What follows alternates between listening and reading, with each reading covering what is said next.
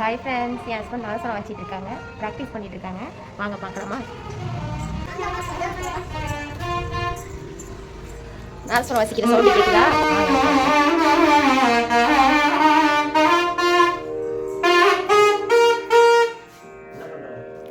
Practice பண்ணிட்டு இருக்கீங்களா?